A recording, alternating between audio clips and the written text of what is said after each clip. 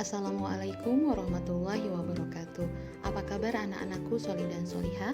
Hari ini Budini akan memberikan materi tentang dampak penemuan dalam bidang ekonomi.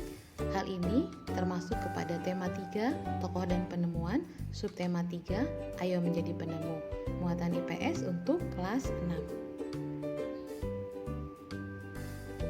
Peran teknologi dalam perubahan masyarakat di bidang ekonomi.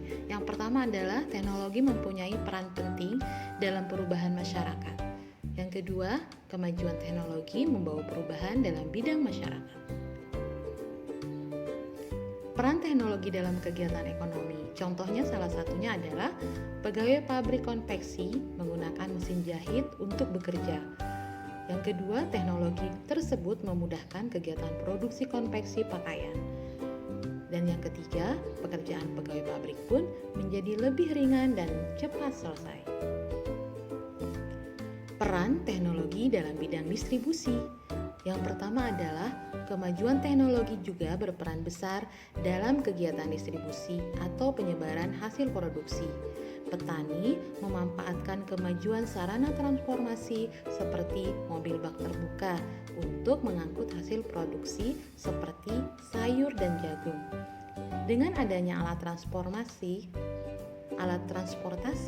kegiatan distribusi dapat menjangkau daerah yang lebih jauh dalam waktu yang cepat. Dampak penemuan baru bagi masyarakat, yaitu yang pertama, penemuan baru atau teknologi baru seringkali membawa dampak yang besar bagi masyarakat. Dua, penemuan baru tersebut dapat mengubah masyarakat di bidang ekonomi, sosial, dan budaya. Dampak yang diakibatkan penemuan baru tersebut dapat berupa dampak positif atau dampak negatif.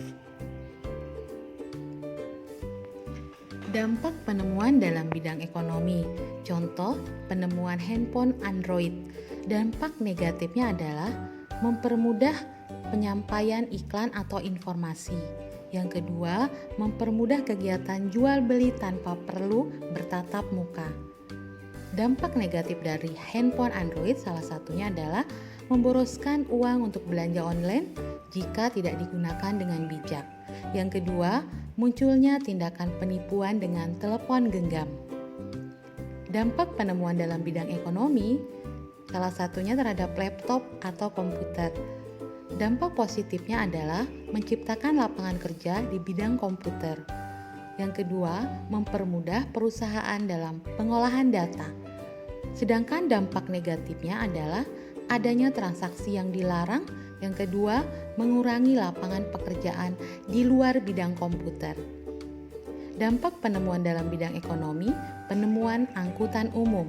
Yang pertama, dampak positifnya mempermudah proses distribusi barang. Yang kedua, menghemat waktu menuju ke tempat tujuan. Yang ketiga, menciptakan lapangan pekerjaan baru seperti sopir.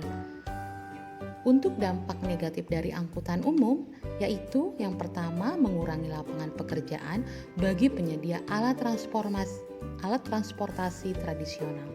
Yang kedua, memboroskan bahan bakar jika tidak digunakan dengan bijak.